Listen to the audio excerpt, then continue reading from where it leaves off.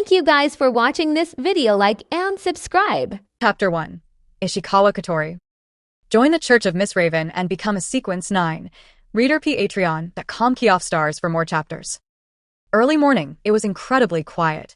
A dark figure constantly moved through the shadows of the houses, sometimes running on rooftops, sometimes climbing on the ground, listening to the chorus of meows. Finally, amidst a series of utterly shrill screams, a black-haired young man emerged from the shadows of the houses, holding a cat. The young man was about 20 years old, and his appearance could barely be considered handsome, but his face was covered in claw marks. "I just thought you were killing a cat." A burly middle-aged man, seeing the young man walk out of the alley, laughed heartily. "Youngster Ishikawa Kotori, Granny Kyoka is almost your regular customer now." "It's Ishikawa Kotori, not Ishikawa Kotori," Ishikawa Kotori said, stuffing the struggling fat cat into a pre-prepared sack. He couldn't understand why this fat cat, which was too lazy to move even when others touched it, always bristled up whenever it saw him. "Is there a difference?" "There's a big difference, and the pronunciation isn't even the same." Too lazy to bother with the uncle who couldn't even get his name right, Ishikawa Kotori slung the sack over his shoulder, left the main street, turned into a small alley, and finally stopped in front of a residential house to knock on the door. Soon, an old lady who looked to be 70 or 80 years old opened the door and came out. Of course, that was just how she looked. As far as Ishikawa Kotori knew, this granny's actual age was at least 150. "Granny Kyoka, this is your cat." Upon seeing the old lady, a gentle smile immediately appeared on Ishikawa Kotori's face. He reached into the sack, pulled out the fat cat, and handed it to the old lady. Granny Kyoka's eyes immediately lit up. "You really went to a lot of trouble, Ishikawa Kotori." "No trouble at all, it was just a small favor." "Oh right, how much was it?" Ishikawa Kotori felt speechless. "Granny, if you don't want to pay, just say so. Finding lost animals is clearly priced at 1,000 kan, and she's asked so many times." Despite this, the smile on Ishikawa Kotori's face remained unchanged, still as gentle as ever. "No need to pay. We've known each other for so long. If you don't need anything else, I'll head back now." "Then thank you very much," Granny Kyoka said, closing the door, which made the smile on Ishikawa Kotori's face stiffen slightly. This old granny. Ishikawa Kotori didn't mind. Anyway, he wasn't taking this job to make money. After saying goodbye through the door, Ishikawa Kotori turned and walked towards a shop, but his attention was focused on his mind. Kyoka Affection +1. Gained 4 experience points. How stingy, raising affection from 19 to 20 only gave 4 experience points. Name: Ishikawa Kotori. Race: human. Level: 8th stage. Physique, beginner, 16500. Spiritual pressure. Low level, 743-1000. Hakuta, inactive 050. Shunpa, beginner, 145,500. Zanjutsu, beginner, 486,500.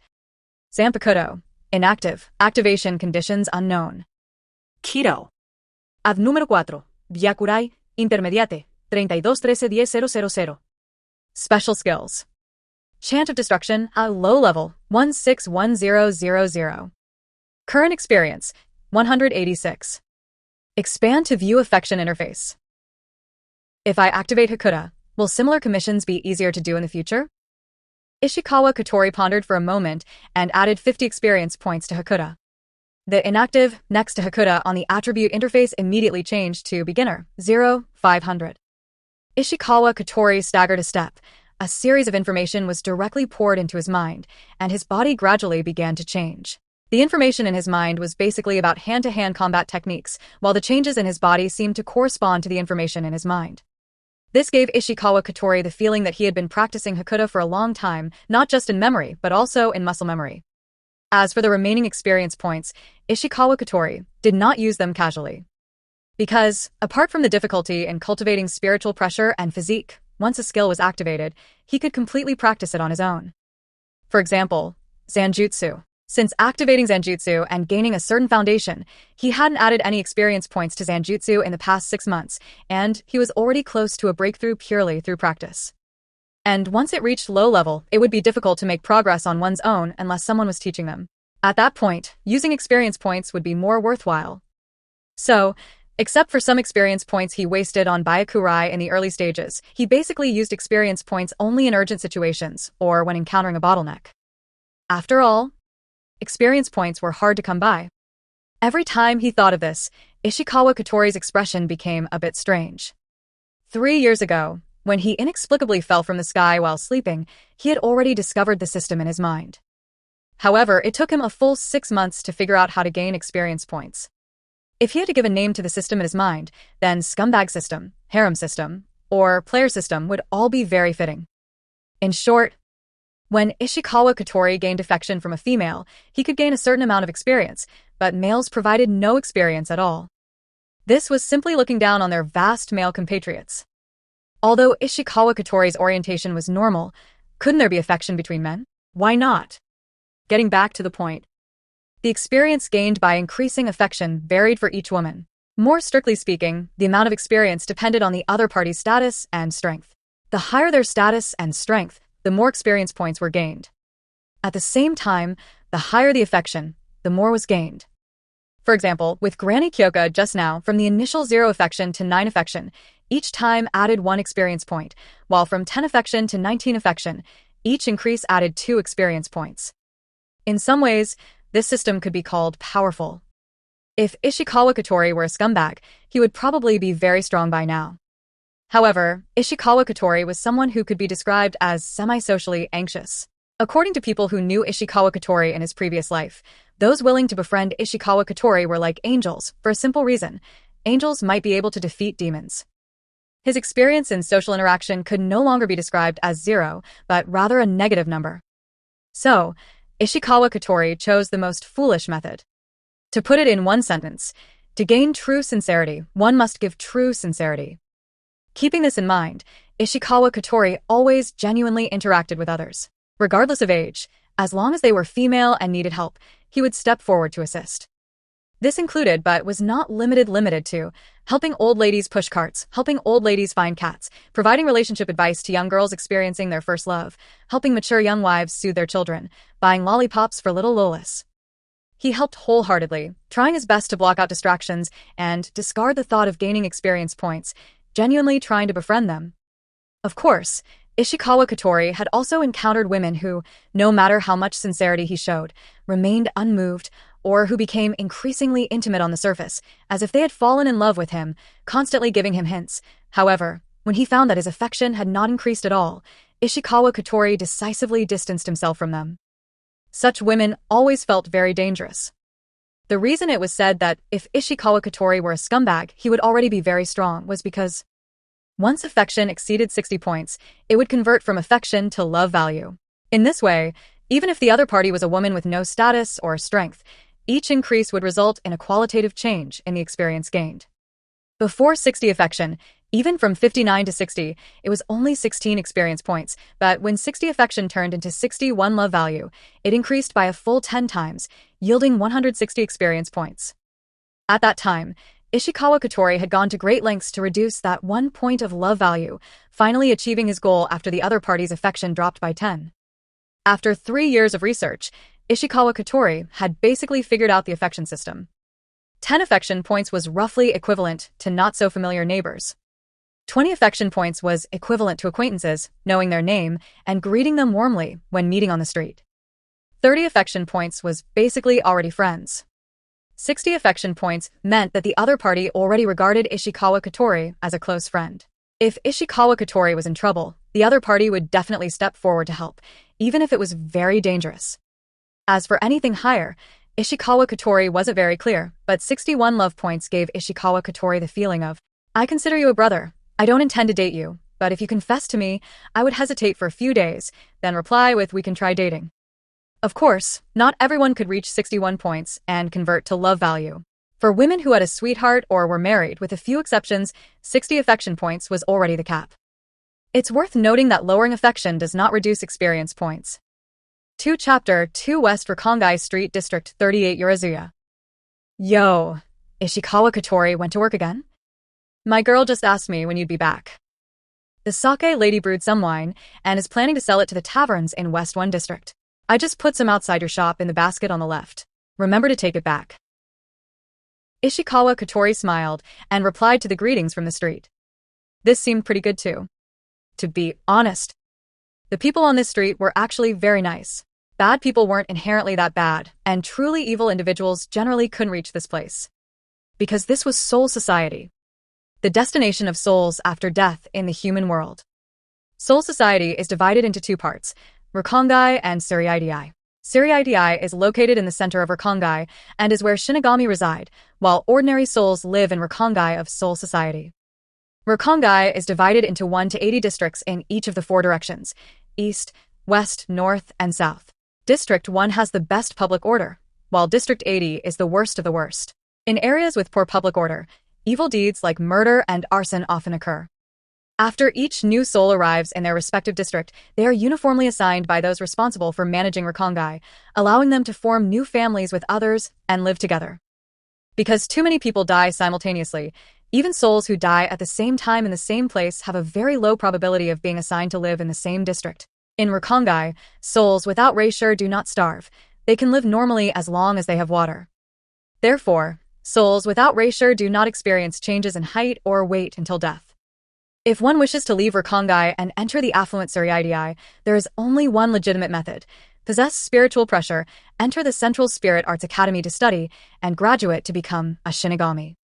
Of course, it's not to say that souls without spiritual pressure have no aspirations at all and just muddle through life, waiting to die, though such cases do exist. But most people also want to buy nice clothes, and even when not hungry, they have desires for food, drink, and hobbies like drinking tea. Therefore, most people in Rakongai do what work they can, such as growing grain, weaving cloth, or cultivating tea, and then sell their goods in the lower-numbered districts, or directly to the Shinigami in Suriidai. The lowest-numbered districts even have many restaurants and taverns that provide services to Shinigami in Suriidai who need to eat, so Shinigami are often encountered in these districts, and even Shinigami, who originated from Rakongai, sometimes return to live there during their holidays. Some of this information was told to Ishikawa Kotori by others during casual conversations, and some he already knew. Ishikawa Kotori was not unfamiliar with this world. Shinigami.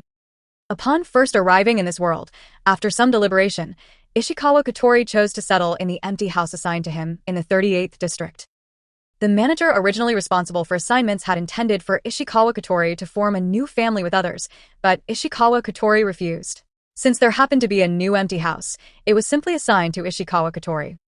However, the person responsible for the assignment also said that if new people arrived, Ishikawa Kotori might be assigned new family members. Ishikawa Kotori was very satisfied with West Rakongai's 38th district. It was a certain distance from the center of turmoil, Suriidai, so even if something happened in Suriidai in the future, it wouldn't affect him. Furthermore, the 38th district, Yashiki, was located in the center of Rakongai West and was considered an area with good public order, so he wouldn't encounter troubles like murder or arson. There was also another point. Ishikawa Kotori felt that the number 38 foot was very suitable for his system. As for joining the Spiritual Arts Academy and becoming a Shinigami, Ishikawa Kotori had considered it. But in the end, he gave up on the idea, because even though Suriidai and his memories seemed good, it couldn't erase the fundamentally, extremely unequal, feudal society where those in high positions could arbitrarily decide people's lives and deaths. Ishikawa Kotori's initial thought was not to enter Suriidai until he understood the mysterious system in his brain. However, 3 years passed and he actually grew to like life in Rakongai. So, Ishikawa Kotori simply stopped paying attention to Shinigami-related information. Without a specific reference, he didn't even know what year it was, though he didn't care either. After some pleasantries, Ishikawa Kotori arrived in front of a building. The building didn't occupy much space. It was a 2-story house. The second floor was built by Ishikawa Kotori himself, as was the small courtyard behind the house with 2-meter-high walls. The front of the building had a plaque hanging, with the 3 large characters, "Everything Store," written on it. Although, when Ishikawa Kotori looked at those 3 characters now, he always felt that he must have been drunk and activated his Chinibi switch to come up with such a shop name. The front door had a price list mostly for small tasks.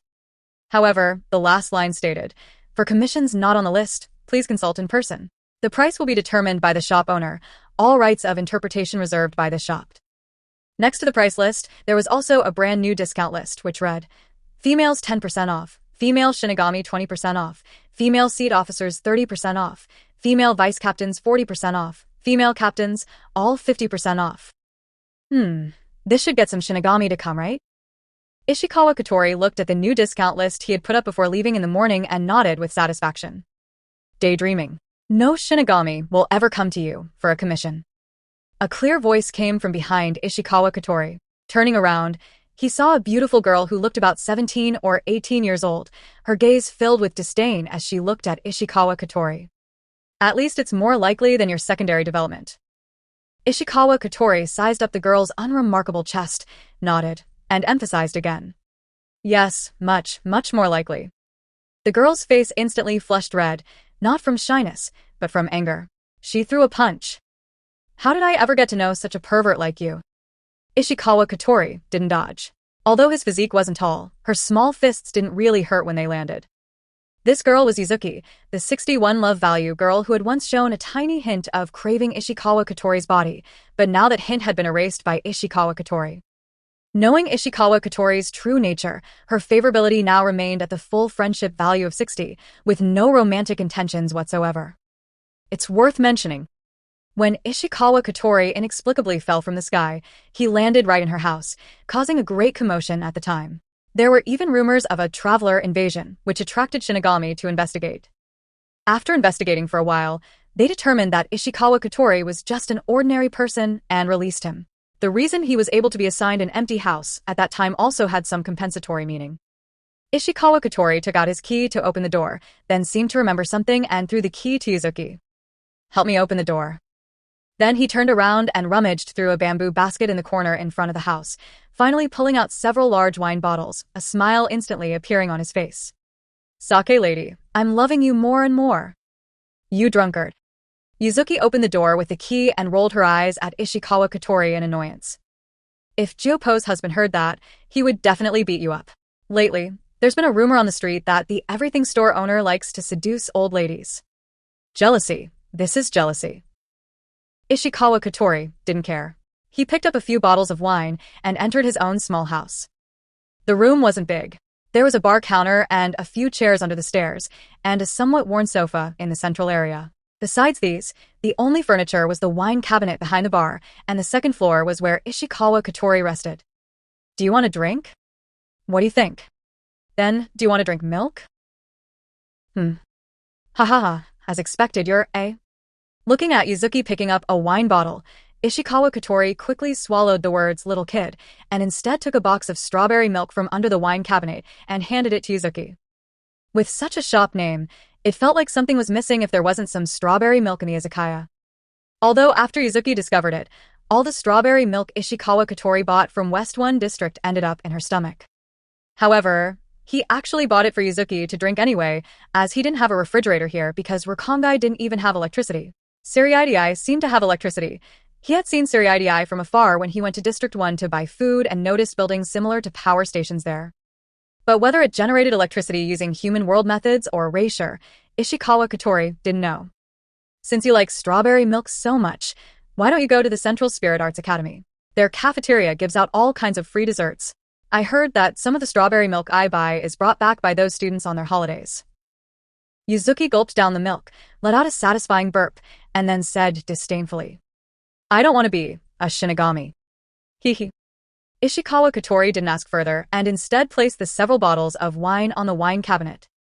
"By the way, I always see you buying wine from the tavern, but why have I never seen you drink it? And I've never seen you drink in a tavern either." "Little kid, have you ever heard the saying, 'I advise you not to meddle in other people's business'?" Yuzuki rolled her eyes, her expression as disdainful as could be. "In terms of age, I could be your mother." Ishikawa Katori. He couldn't refute, because from what Ishikawa Katori understood, this girl had been living in the 38th district for nearly 30 years. "I'm leaving." Yuzuki waved and walked away, completely carefree. Ishikawa Katori shook the empty milk carton, considering whether he should buy more strawberry milk to keep in the shop for the atmosphere, since this girl didn't give him any experience points anyway. After muttering to himself, Ishikawa Katori got up, closed the shop door, picked up a bottle of wine, and went upstairs. 3 Chapter 3 The Role of Experience Points. Ishikawa Katori pointed his 2 fingers like a sword, and immediately, lightning gathered from all directions, heading straight for a large tree several people could embrace in the distance. Almost as soon as the lightning struck, the tree exploded with a bang, leaving no fragments behind. Looking at the broken section of the tree, as if it had been bitten off, Ishikawa Katori muttered to himself. The power is probably only 1/5 of a fully chanted Hado. Is the chantless Kido level still too low level? Ad número 4. Byakurai, intermediate, 3213 10.000. Ishikawa Katori frowned slightly. He had never stopped practicing Byakurai, but 3 months of practice had shown no progress, which made Ishikawa Katori hesitate whether to add all the remaining 136 experience points to Byakurai after activating Hakuda. Although these experience points were like a drop in the bucket for Byakurai, which had already reached the intermediate level, increasing experience not only enhanced power but also provided relevant knowledge about Byakurai. Perhaps among them, there would be a method to break through the current bottleneck or special usage techniques. However, Ishikawa Katori ultimately gave up on this idea. The intermediate Byakurai was already sufficient for Ishikawa Katori at the moment. Leaving aside spiritual pressure, Ishikawa Katori's mastery of Byakurai was already stronger than the Shinigami he had seen. Instead of adding experience points to Byakurai, it would be better to find a way to learn more Kido. It's just that the system could not directly allow Ishikawa Katori to choose to learn Kido. Only when Ishikawa Katori personally saw someone cast Kido could he see the activation option for the relevant Kido in the system in his mind. Moreover, it had to be under the condition of a full chant. If the opponent abandoned the chant, no matter how many times Ishikawa Katori watched, he would not be able to activate that Kido. Ishikawa Katori sat on the ground, his mind immersed in the system interface. Physique, spiritual pressure, Hakuda, Shuinpa, Zanjutsu. If he didn't learn new Kido, he still had many choices. Spiritual pressure, it could be said, was the most basic and most important, and at the same time, the most difficult and easiest to cultivate. The most difficult was because no matter how one cultivated, progress was slow unless a large amount of experience points were invested. The easiest was because whether cultivating Kido or cultivating Shuinpa, Zanjutsu, etc., even combat could gradually increase spiritual pressure. Without a large amount of experience points, there was no need to treat it as the main cultivation target. As for Zanjutsu, Ishikawa Katori felt a bit complicated about it. This was the skill he had practiced the most besides Byakurai, but now Ishikawa Katori was planning to temporarily put it aside. The reason was simple. He didn't have Asachi. The so-called Asachi refers to the nameless Zanpakuto, that is, the name of the Zanpakuto before Shirkai. More than 6,000 Godai, 13 squad members, temporarily borrowed them while studying at the Central Spirit Arts Academy and were officially given them upon joining the squad. When a Shinigami receives his Asachi and spends time with it, his soul will merge with the Asachi, and his own Zanpakuto will be born. It is almost impossible to obtain an Asachi without joining the Central Spirit Arts Academy. Unless, like Zaraki Kenpachi, he coincidentally picked up an Asachi whose Zanpakuto spirit had disappeared after its owner's death. But generally speaking, after a Shinigami dies, a squad funeral ceremony will be held, and during the ceremony, the Asachi, which has returned to its factory settings due to the owner's death, will be buried together with the owner's cenotaph. Without an Asachi, continuing to practice Zanjutsu would not be applicable in combat. He couldn't possibly fight with a wooden sword, could he? It's not absolutely impossible to awaken a Zanpakuto without an Asachi. Kurosaki Ichigo is an example. The sword in his hand was always formed by White Hollow. White Hollow has the characteristics of an Asachi, but it is not an Asachi. This, Ishikawa Katori also had no way to learn. So, after careful consideration, Ishikawa Katori decided to temporarily set aside Zanjutsu. Setting aside spiritual pressure and Zanjutsu, and without learning new Kido, the only options available to Ishikawa Katori were Hakuda and Shuinpa. As for physique, to be honest, Ishikawa Katori was a bit unclear about the meaning of this item's existence. He had tried adding some experience to it, and the result was only a slight increase in physical strength. His strength increased without using spiritual pressure, and he didn't gain any new knowledge. If it was just like this, raising it or not would have no effect. Anyway, spiritual pressure enhancement could achieve the same effect. For example, Zaraki Kenpachi's powerful spiritual pressure already gave him defensive capabilities comparable to an Espada's Hierro. As long as the spiritual pressure is strong enough, both strength and defense will become extremely powerful, making the role of physique seem somewhat redundant. In the current situation where experience points are scarce, it is absolutely not worth investing experience points. As for the remaining Hakuda and Shuinpa, Ishikawa Katori planned to cultivate both simultaneously. While constantly practicing, he would equally distribute the acquired experience points to these two items. This was equivalent to having a renowned teacher constantly guiding him while he cultivated. That's what I'll do.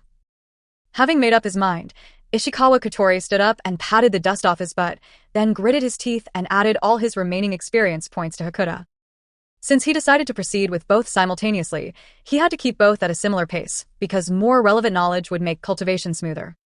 The familiar pain surged again, and countless new pieces of knowledge instantly flooded Ishikawa Kotori's mind. Originally, Ishikawa Kotori had always thought that Hakuta was just simple hand-to-hand combat. But as various kinds of knowledge integrated, Ishikawa Kotori couldn't help but be greatly enlightened because this knowledge included not only fist and foot stances, attack angles, how to exert force, methods of applying spiritual pressure to the body, but even human weaknesses, acupuncture points, detailed joint explanations, and all sorts of diverse knowledge. Its complexity was even comparable to Kido. When everything was received, Ishikawa Kotori's expression turned serious. As he stepped forward, his fists continuously swung in front of him. His fists crossed, forming after images, and gusts of strong wind whistled out. Ada, da da da da da da da. Fist shadows overlapped, incredibly sharp. Buzz. The fist shadows disappeared. Ishikawa Kotori turned around and made a gesture of embracing something in front of him with both arms, saying indifferently, "You are already dead." After a few seconds of silence, Ishikawa Kotori retracted his hands, his mouth twitching slightly. Sure enough, the old era easily makes people Chinibu. Never mind, no one saw it anyway. After a brief Chinibu episode, Ishikawa Kotori refocused his attention on the system interface. Name: Ishikawa Kotori. Race: human. Level: 8th stage. Physique: entry: 16,500. Spiritual pressure: low level: 743 1000. Hakuta: entry: 136,500. Shunpa: entry: 145,500. Zanjutsu: entry: 486,500. Zanpakuto: not activated, activation conditions unknown. Kido. Ad número 4. Byakurai, intermediate, 3213 10,000. Special skills. Chantless Kido, low level, 17 1000. Current experience points, 0. Expand to view the favorability interface. Ishikawa Kotori clicked on the favorability interface and took a look. There were dozens of people, densely packed. Most of their favorability was around 10 to 20, a few reached 40, and only a single-digit number were above 50. Still need to keep working hard. For Chapter 4 Unexpected Customer. Rakongai West, District 1, Junranen. As an area right next to Suriidii, District 1 was much more prosperous than District 38. The streets were clean and tidy, with various shops lining both sides. Thank you so much. Watanabe-san rummaged in his pocket, pulled out 5 banknotes, and handed them to Ishikawa Kotori, chuckling. What did you do in your previous life? You can stir-fry dishes at a pub, help people farm, and even repair houses so beautifully. A few days ago, Granny Shurikane next door said you're also very good at fighting and helped her deal with the people who bullied her grandson. Hee. Since you asked so sincerely, then I shall, with great mercy, tell you. Ishikawa Kotori puffed out his chest and shouted towards Watanabe-san's pub. From housework to finding people, I'm proficient in everything. Come find me with any difficulty. Whether it's 1 task or 10,000, as long as there's money, I'm willing to do it. I am Ishikawa Kotori, the everything store, famous in District 38. I asked what you did in your previous life. I didn't ask you to advertise in my shop. Watanabe-san waved his hand, his face dark. Get out quickly. Many of my customers are Shinigami. If you provoke them, your fighting skills won't do you any good. Don't be so stingy. I'll just give you a discount next time you look for me. Ishikawa Kotori chuckled, stuffing the 5,000 ring commission into his pocket. Well, boss, I'll be going now. Watching Ishikawa Kotori turn and leave, Watanabe-san couldn't help but chuckle. That kid. Boss, who is he? Just then, several people, male and female, of varying ages, walked out of the shop. The oldest looked to be over 30, while the youngest seemed to be only in their teens. These people were all wearing kimonos of the same style, though the men's were white on top and blue on the bottom, and the women's were white on top and red on the bottom. Both had 2 shuriken-like symbols on the chest of their kimonos. You can always see him in various districts of the West recently. Yeah, I saw him once during my last holiday. He was helping the auntie next door take care of her child. When I saw him, he was picking tea in a tea garden. Upon seeing their attire, Watanabe-san's old face immediately broke into a bright smile. Having run a pub in Junranin for over a decade, he naturally knew who he could offend and who he couldn't. The people he absolutely couldn't offend were, without a doubt, Shinigami wearing Shinigami uniforms. Although these people in front of him weren't Shinigami, they also belonged to the category of people he couldn't offend because these people were all students of the Central Spirit Arts Academy. Even if they were from Rakongai, and he even knew some of them, as long as these people successfully graduated and joined the Godai 13, they would transform into high and mighty Shinigami-sama. That kid is Ishikawa Katori. It's not a surname. He said it's his full name. Watanabe-san didn't hide anything and told them everything he knew. He opened an everything store in District 38. An everything store is a shop that takes on all kinds of commissioned work. I think Ishikawa Katori must have been a super talent in his previous life. From housework, farming, weaving, and house repairs to tracking, finding items, and delivering love letters, he does it all. He can even learn things he doesn't know in a short time, and he's even very good at fighting. He's helpful, charges cheaply, and women even get a discount. So in just 3 short years of opening, the entire Rakongai West knows about the shop. Whenever someone needs to hire help, they look for him. At this point, Watanabe-san pointed to his pub. 2 days ago, 2 Shinigami-sama got drunk and broke my shop wall, so I asked him to help me fix it. Look how beautifully he repaired it. And sometimes, if the shop is busy, I even ask him to be a temporary chef. Is he that amazing? A female student's eyes were full of curiosity. The male student next to her, who was of similar age, said with some disdain, "Isn't he just good at odd jobs? How is that amazing? Does he take on killing people? What about killing hollows?" Their persistent questions made cold sweat break out on Watanabe-san's forehead. I haven't heard of him taking those on, but he probably doesn't after all. He's not a Shinigami. Then, if we pay him to help us beat up an academy teacher, will he take it? Watanabe-san. Are these troublemakers really Central Spiritual Arts Academy students? Anyone who can be a teacher at the Central Spiritual Arts Academy, even a fool would know that they aren't people these Rakongai residents could beat. Even if they could, unless that kid Ishikawa Katori was crazy, he wouldn't possibly accept such a commission. It's a holiday tomorrow. Want to go check it out? A young-looking student said excitedly. It sounds a bit like an adventurer's guild in an RPG. It feels really interesting. What's an RPG? When did you die? Taisho 15. No wonder. After leaving West 1 District, Ishikawa Katori did not return to his shop in District 38. Instead, after leaving the residential area, he used Shuinpa to rush for several hours, arriving at a relatively remote village. This was West 54 District. From this area onwards, most of the areas further back were places with extremely poor public safety.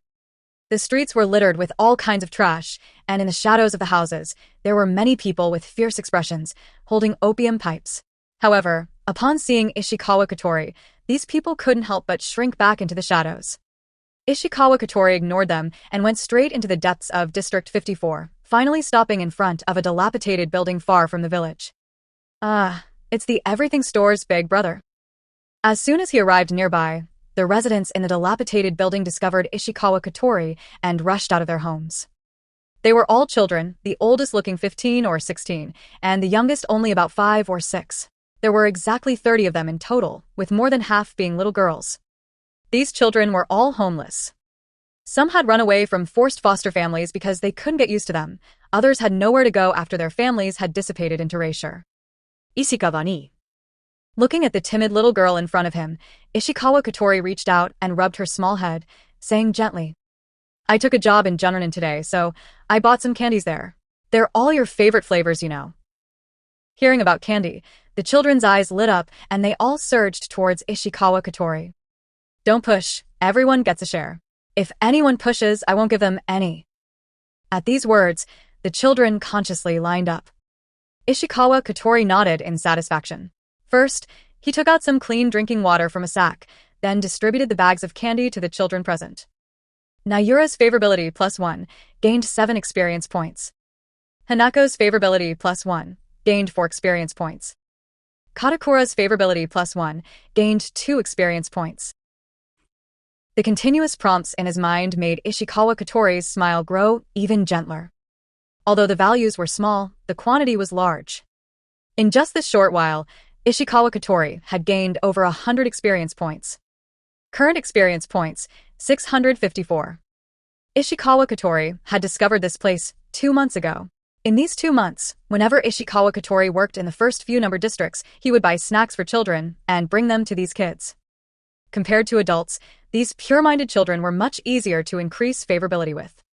After distributing the candies, Ishikawa Katori chopped some wood and made some beds, tables, and chairs for these children before leaving under the watchful eyes of the group of children.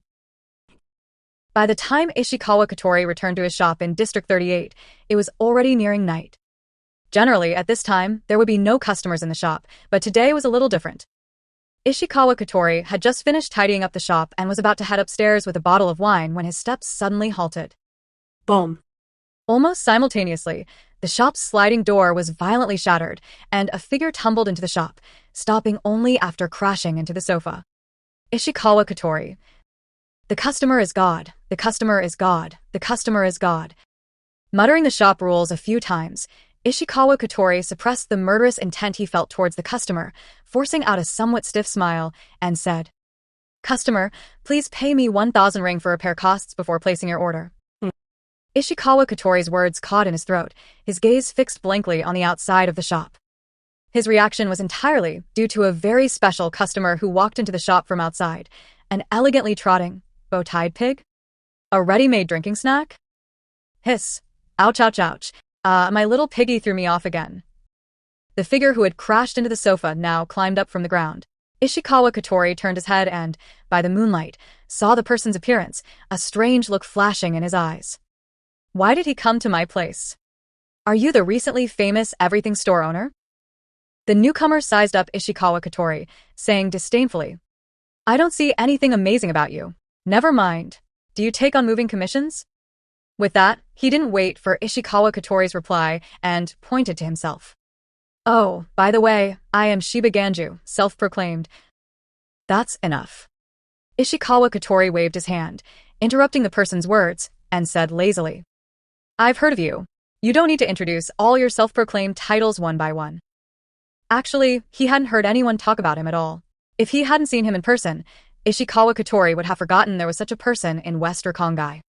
Shiba Ganju. A member of the Shiba, one of Seoul society's 5 great noble families. However, that was a long time ago. The Shiba had long since fallen, and now only the 4 great noble clans exist in Seoul society. I'll take the moving commission. When do we start? Ishikawa Katori wasn't interested in this person, but he was very interested in his sister.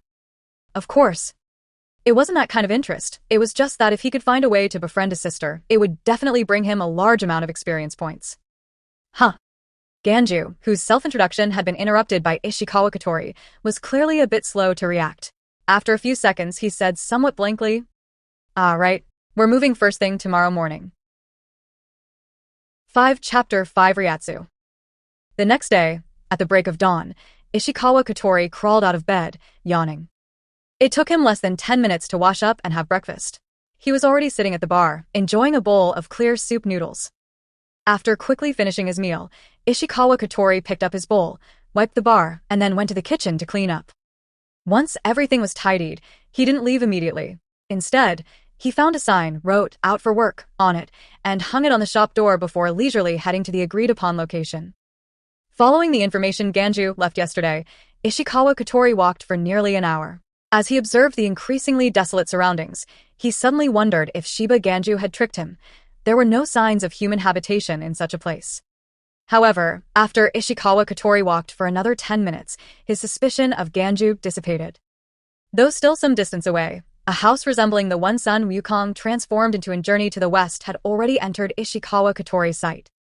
The house didn't look large from the outside, but behind it stood a towering chimney, reaching into the clouds, like a tail.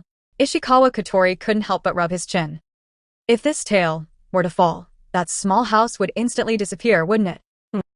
Before he could finish speaking, the tail behind the small house vanished, but it didn't fall as Ishikawa Katori had suggested. Instead, it retracted and disappeared behind the house.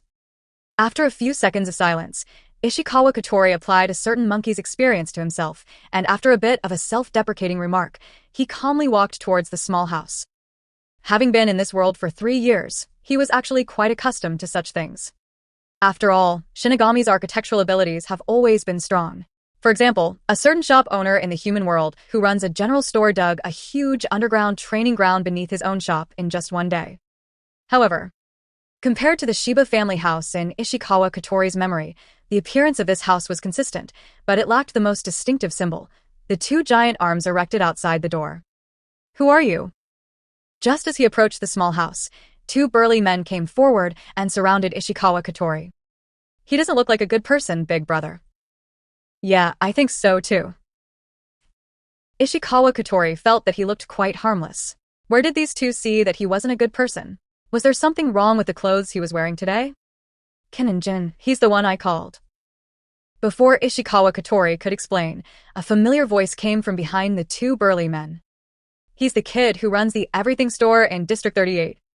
The two burly men's eyes lit up upon hearing this, and they immediately made way. "Oh, so he's here to help. I knew he looked like a good person, big brother." "Yeah, I think so too. You two big brothers are truly steadfast in your opinions," Ishikawa Kotori said, narrowing his eyes. Walking between the two, Ishikawa Kotori came to the panting Ganju and glanced behind him. The entrance was not a typical house layout, but an endless downward staircase. "Customer, your family's architectural style is very unique." Ishikawa Kotori swallowed the word weird to avoid offending the customer. "No need to call me customer, just call me Ganju." Putting the box on his shoulder down, Ganju pointed to the stairs behind the door. "Everything is already packed. What we need to do today is move all the boxes to the new house. If you do a good job, I definitely won't shortchange you." A hint of surprise flashed in Ishikawa Kotori's eyes.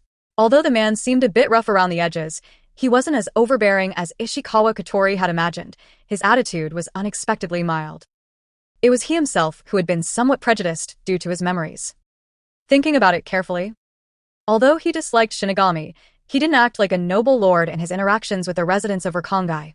On the contrary, he often mingled with them. "Is it just the four of us?" Ishikawa Kotori asked.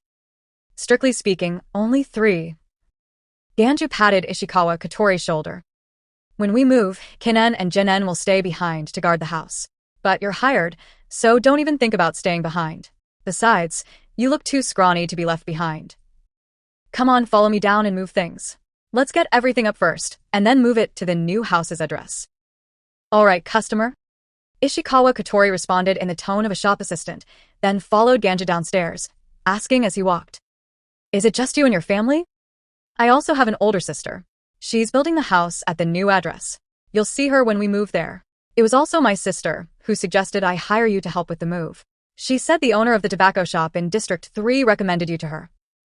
Ganju said without turning his head, then, as if remembering something, he turned to Ishikawa Kotori and warned, "When we get there, you absolutely must not be disrespectful, or if you anger my big sister, no one can save you."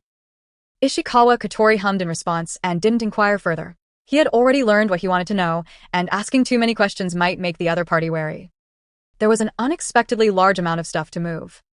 It took Ishikawa Kotori and Ganju nearly 3 hours to move all the boxes and furniture from underground to the surface. "Not bad, kid." When everything was moved, Ganju sat on a box, looking at Ishikawa Kotori in surprise. "I didn't expect you to be so strong, looking so thin and weak. Are you really human?" He had originally thought Ishikawa Kotori might collapse from exhaustion in no time, but this seemingly frail guy had been effortlessly handling everything from start to finish. Ishikawa Kotori said, "As far as I know, there are no human creatures in the entire Soul Society, are there?" "Huh." Ganju was stunned, then reacted, "Ha ha ha, you're right. You're actually pretty good, kid. No wonder so many people in West Rakongai entrust you. I'm planning to take on a few subordinates recently. Do you want to join me? I'll look out for you." "Sure, how much per day?" Ganju choked, recalled the everything store's price list, and decisively shook his head. "Never mind. I can't afford a subordinate like you." Ishikawa Kotori smiled upon hearing this and extended his hand to Ganju on the ground. "Had enough rest? Then let's continue. According to the shop's rules, if we don't finish today, there will be extra charges tomorrow." "Are you obsessed with money?" Ganju's face darkened, but he still grabbed Ishikawa Kotori's hand and stood up. However, he didn't notice the strange look that flashed in Ishikawa Kotori's eyes as he pulled him up. Of course, it wasn't because of holding hands. Ishikawa Katori's sexual orientation was normal. The reason for his reaction was entirely because Ganju didn't even detect his Ryatsu when they made contact. When Ishikawa Katori extended his hand earlier, a layer of Ryatsu had actually condensed beneath his skin, yet Ganju hadn't noticed the slightest anomaly. When they were moving things earlier, he had actually used Ryatsu just like Ganju. Although people with Ryatsu are rare in Rakongai, they are not entirely non-existent, so Ishikawa Katori had no intention of hiding it from the beginning. But what surprised Ishikawa Katori was, from beginning to end, Ganju never noticed this, instead believing that Ishikawa Katori's ease was due to his good stamina. Conversely, Ishikawa Katori had detected the fluctuation of Reisha from the moment Ganju used Ryatsu to enhance himself. From the intensity, it was much stronger than his own low-level Ryatsu. Was his Reisha perception not as good as his own? Or was it? Ishikawa Katori tried to release his Ryatsu for a moment. Ganju, who was moving a box, stopped his actions, looking around in confusion, muttering to himself. Was that a hallucination? A strange glint flashed in Ishikawa Katori's eyes. It seemed it wasn't because Ganju's Reisha perception was weak, but rather that his own Ryatsu was difficult to detect unless it was released to the skin's surface. But if that was the case, when they were moving things earlier, Ganju used the same method as him, so why was he able to detect it? Is my body special? Hey. Huh. Ishikawa Katori was roused from his thoughts by Ganju. Looking at the dazed Ishikawa Katori, Ganju said with dissatisfaction. I'm telling you, even if we drag this out until tomorrow, I won't give you extra money. Sorry, I was just distracted. Ishikawa Katori didn't dwell on it any further. He hoisted 3 large boxes from the ground and caught up with Ganju. Chapter 6. Let me be your underling. The address of the new home was still in the suburbs, and led by Ganju and Kinen, the group arrived at another suburban area. Because he often traveled around Rakongai West, Ishikawa Katori was extremely familiar with it. If he wasn't mistaken, this should be the wilderness between the west and north, roughly in the area between sections 3 to 5 horizontally. Is it for peace and quiet? Ishikawa Katori couldn't help but complain internally. It's important to know that there was very little interaction between the 4 parts of Rakongai, east, south, west, and north. Places between 2 areas were even less populated. Living here felt like living in a suburban villa, where even buying groceries would require a half-hour drive. Hey, it's just ahead. Ganju, who was leading the way, suddenly pointed forward. Ishikawa Katori looked in the direction he pointed, seeing the familiar giant chimney and familiar low-rise house, which looked almost identical to the previous one. However, on both sides of the front of the house, there were 2 arms taller than the house, holding a banner with the 4 large characters, Shiba Kuka written on it. So it's here. Although he had seen it a few times through a cold screen, when this building with an overwhelming presence appeared in reality, it still made Ishikawa Katori's eyebrows twitch, and a sense of admiration spontaneously arose. Unique. After much thought, Ishikawa Katori could only use this word to describe the overflowing admiration in his heart. Right? I thought about this for a long time before I came up with it. A woman's voice said. Looking in the direction of the voice, a black-haired beauty walked over from a nearby house. From her appearance alone, she looked to be in her 20s. Her right arm was severed at the elbow, wrapped in bandages, and her left arm, tattooed with the character Ku, held a pipe. Her face was beautiful, her figure graceful, and the revealing nature of her attire, along with her pectorals, gave Ishikawa Katori the feeling that she could roll over at any moment and slap him with a fan. The colors of her clothes were almost identical. The moment he saw her, information about her flooded Ishikawa Katori's mind. Shiba Kakaku, the current head of the Shiba clan. The foremost fireworks master in Rakongai. Although not a Shinigami, her strength was extraordinary, and she was exceptionally skilled in Kido. Are you Ishikawa Katori? Kakaku came before them, sized up Ishikawa Katori, and laughed heartily. The owner of the tobacco shop in District 3 that I frequent often mentions you to me. She says you're helpful, and even after your shop's business improved, you still help her out in your free time. My ears are practically callous from hearing about it. The tobacco shop owner in District 3? A kind-faced old woman immediately came to Ishikawa Katori's mind, Granny Yuzu. She was one of the few people whose favorability towards Ishikawa Katori exceeded 50. She was gentle and often entrusted Ishikawa Katori with harvesting tobacco leaves for her. Granny Yuzu is too kind. Ishikawa Katori said earnestly. If anything, I'm the one who often receives her care. She's introduced many tobacco shop customers to me. This was truly from his heart. The reason Everything Store could acquire so many customers in such a short time was due to the spontaneous help from Rakongai residents who had a good impression of him. This also allowed Ishikawa Katori to experience a warmth he had never felt before, further solidifying his belief that his idea of exchanging sincerity for sincerity was not wrong. Compared to methods of deceiving others for favorability, approaching people with a mindset of making friends with sincerity allowed Ishikawa Katori to feel his own transformation more profoundly. Perhaps this was the so-called only after dying can one change. Although Ishikawa Katori didn't even know how he died, or why he inexplicably ended up in Rakongai. Kakaka looked at the genuine expression on Ishikawa Katori's face, laughed heartily, and patted Ishikawa Katori's shoulder. "You're a good kid, much more sensible than my Ganju." Ishikawa Katori suppressed his instinct to dodge and couldn't help but sigh. It seemed both siblings really liked patting people's shoulders. Perhaps it was the condescending nature of such actions that made people uncomfortable, or perhaps his semi-social phobia nature made him unaccustomed to such intimate contact. In any case, Ishikawa Katori didn't like people patting his shoulder, nor did he like patting other shoulders. Shiba Kakaku favorability +1, gained 300 experience points. Huh? Ishikawa Katori was stunned, staring blankly at Kakaku in front of him. A favorability increase from 0 to 1 actually yielded 300 experience points. Didn't that mean if Kakaku's favorability towards him reached 9 points, he would gain 2,700 experience points?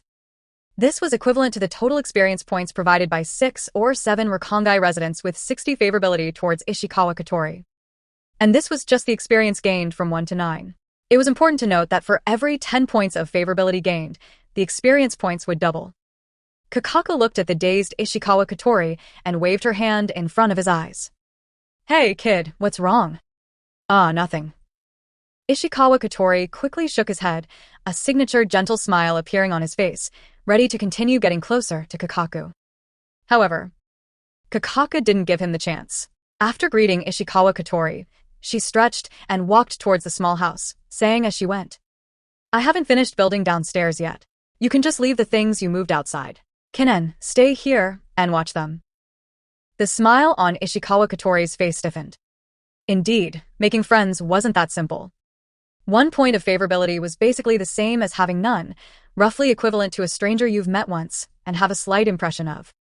And to be fair, Kakaku was the employer and Ishikawa Katori was the one working for money.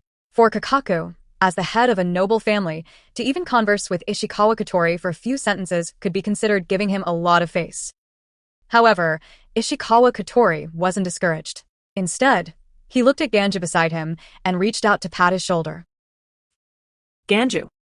"How about I be your underling when you don't have a request?" No chari. Ishikawa Katori said with a serious expression. Although Ishikawa Katori's policy was to make friends with sincerity, he still needed an opportunity. And since the other party was someone as powerful and high status as Shiba Kakaku, why would she, a noble family head, be friends with Ishikawa Katori, a mere resident of Rakongai? Previously, Ishikawa Katori's chosen targets relied on opportunity. In short, when the other party was in need, he would proactively step forward to help.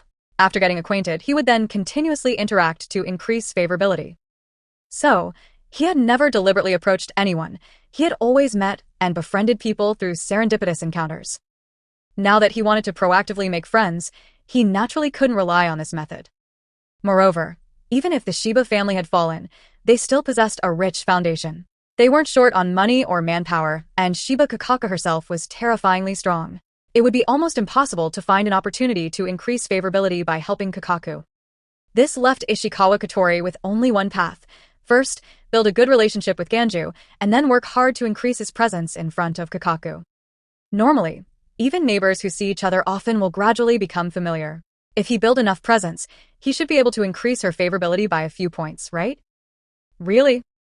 Although he was puzzled why Ishikawa Katori suddenly became more enthusiastic when he heard that Ishikawa Katori could be his underling and wouldn't charge, he immediately cast aside his doubts and patted his chest, saying, "This choice is definitely the wisest one you've ever made in your life.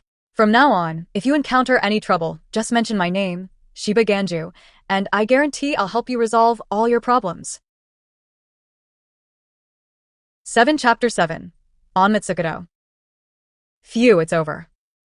Ishikawa Kotori sat outside the low house, a trace of fatigue on his face, while Ganju, who had been moving things with him from morning till night, looked even worse, sprawled like a dead dog, staring at Ishikawa Kotori with an incredibly strange gaze. Were you a strongman like Jidanbo in your previous life? I just know how to conserve energy better than you. Ishikawa Kotori replied, without further explanation. Although his racial intensity was not as strong as Ganju's, after spending the day together, he found that he was much better than Ganju in terms of racial control and regulation. Control and regulation were not something brought about by adding experience points to racial, but rather a byproduct of his continuous practice of Heido No. 4, Byakurai, for the past 3 years. From this, it was clear that Ganju, unlike his sister, was not very skilled in Kido. It should be said that he understands how to conserve spiritual power better than you. Kakaku appeared beside Ishikawa Kotori and Ganju at some point, directly stepping on her younger brother, and said with disdain, "Don't say you're Shiba Kakaku's brother when you go out in the future. How can you be so useless when your racial is so much stronger than his?" How can I be? It's just him." Ganju subconsciously wanted to argue, but then he reacted, turning sharply to look at Ishikawa Kotori. "You also have racial?" "Yes." Ishikawa Kotori nodded, not hiding it. Ishikawa Kotori was not at all surprised that Kakaku could sense his racial, as he had deliberately displayed it. However, the racial intensity he displayed was only half of his internal racial, roughly equivalent to that of the students at the Central Spirit Arts Academy. "You're not a Shinigami, are you?" Ganju looked at Ishikawa Kotori suspiciously. Ishikawa Kotori said, "Do you think a Shinigami would open an everything store in Rakongai? I advise you not to stay in Rakongai for too long. Judging from your control over racial and the intensity of your racial, the Central Spirit Arts Academy entrance exam shouldn't be difficult for you." Kakaku looked at Ishikawa Kotori and continued, "And if I remember correctly, you've only been in Rakongai for just over 3 years. If you continue to grow at this rate, you should be able to successfully graduate and join the Godiai 13, becoming a Shinigami." "What's so good about becoming a Shinigami?" Ganju, who was being stepped on by Kakaku, showed undisguised disgust. "Running off to Suriidai to be a dog is not as good as staying in Rakongai and being my subordinate." Ugh. Before he could finish his sentence, Kakaku stepped on the back of his head, pushing his face into the dirt. "Don't listen to this kid's nonsense." Kakaku sighed slightly, as if remembering something, and continued, "My siblings and I have some special reasons, so we didn't become Shinigami. For the people of Rakongai, becoming a Shinigami is undoubtedly the best choice." "I understand." Ishikawa Kotori pondered for a moment, not hiding his thoughts, and continued, "When I first arrived in Rakongai, I also had the idea of joining the Central Spirit Arts Academy, but after staying in Rakongai for a long time, I actually grew to like the life here.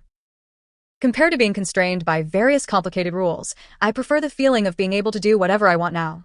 Moreover, as I gained a deeper understanding, I found that the work of a Shinigami is simply too dangerous, and I am very afraid of death, so I simply gave up the idea of becoming a Shinigami."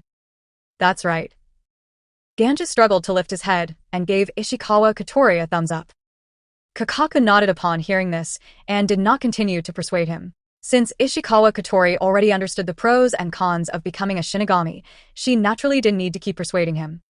Moreover, with the current reputation of the everything store, Ishikawa Kotori would not have to worry about survival. Compared to becoming a Shinigami, his current lifestyle was indeed more comfortable. "It's already dark. Let's have dinner here."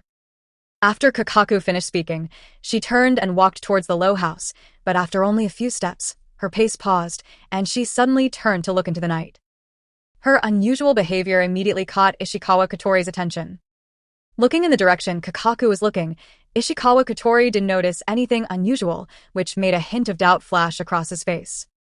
Ganju, who had just gotten up, asked doubtfully, "What's wrong?" As soon as Ganju's words fell, Ishikawa Kotori saw a light blue arc of light appear in his vision. Along with the arc, several figures gradually emerged from the night hundreds of meters away. Only when he saw the people did Ishikawa Kotori feel the racial fluctuations, which made him involuntarily glance at Kakaku beside him. When Ishikawa Kotori looked into the distance again, those figures had already arrived dozens of meters away, one person fleeing in front, with 4 others in hot pursuit. The 5 people were dressed differently. The one fleeing was a middle-aged man around 40 years old, with a fierce face and dressed in a Shinigami uniform. At this moment, his face was filled with terror. The 4 people pursuing him were dressed in black and masked, making their exact appearance unclear. Amatsukato? When Ishikawa Kotori saw the attire of the 4 pursuers, a hint of surprise flashed in his eyes.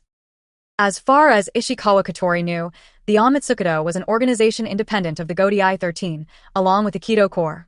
However, because several generations of commanders had also served as the captain of the 2nd Division, the Amatsukato had gradually tended to become a subordinate organization of the 2nd Division.